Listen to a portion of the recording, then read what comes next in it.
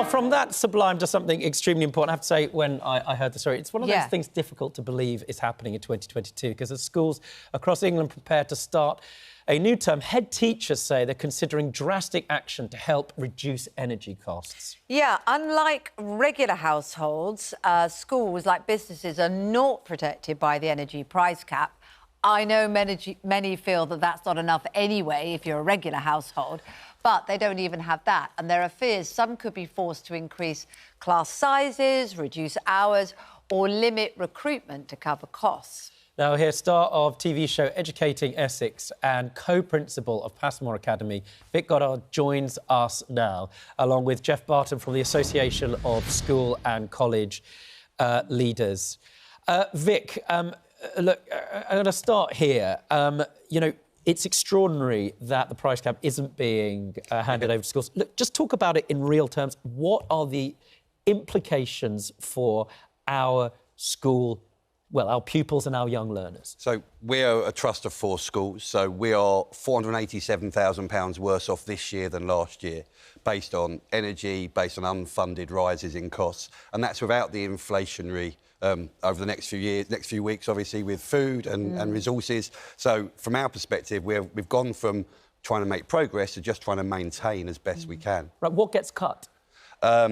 Anything that isn't in the classroom would be one. You don't replace books. There's no investment. If you want to invest, it means putting more in, and all we're going to do is try to keep what we've got. So mental health support workers, anybody that helps the most vulnerable children, if they're not directly in the classroom delivering subjects, right, if they're not vulnerable. Actually on the syllabus, delivering the syllabus.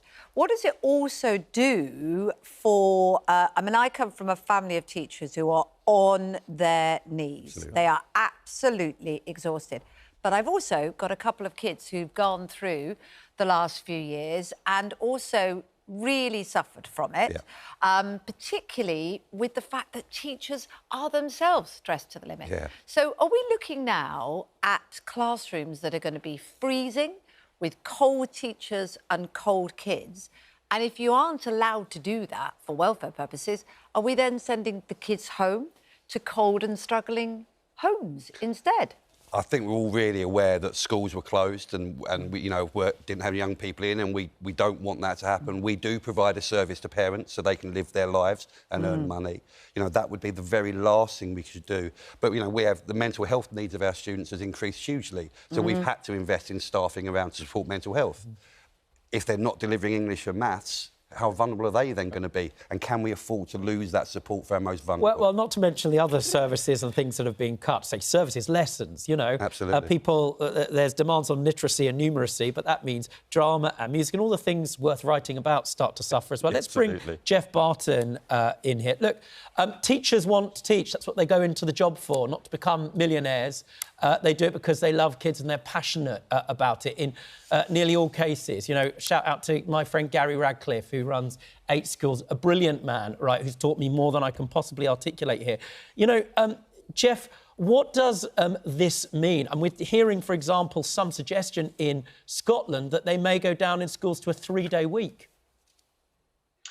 Yes, there's all kinds of speculation, Rob. This is an age of anxiety for anyone, but if you're running a school or running a trust, as Vic is, you are particularly anxious about how you are going to balance the books. And, you know, as somebody who was a head teacher for 15 years, I know that you've only got 3 options.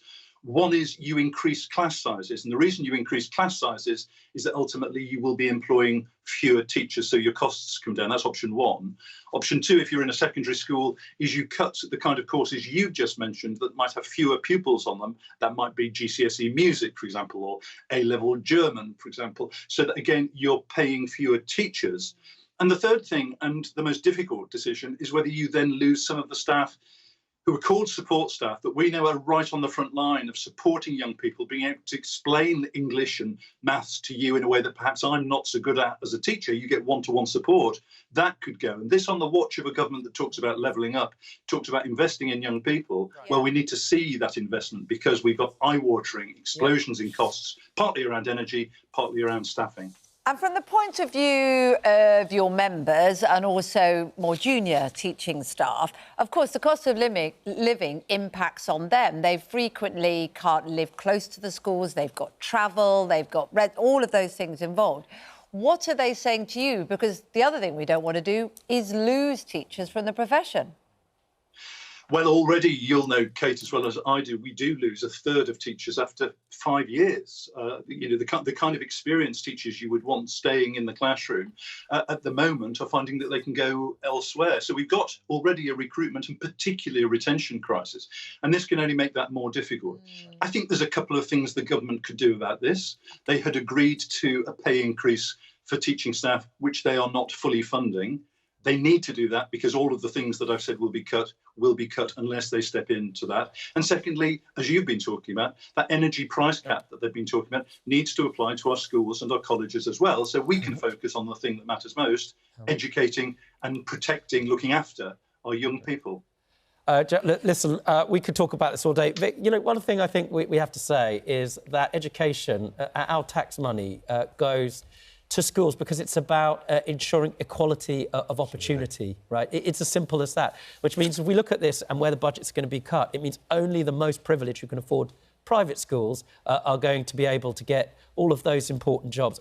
What does that say about education and where we are at the moment? We should weigh our government by how they support the most vulnerable, not how they support the most privileged. And this is a direct effect on the most vulnerable.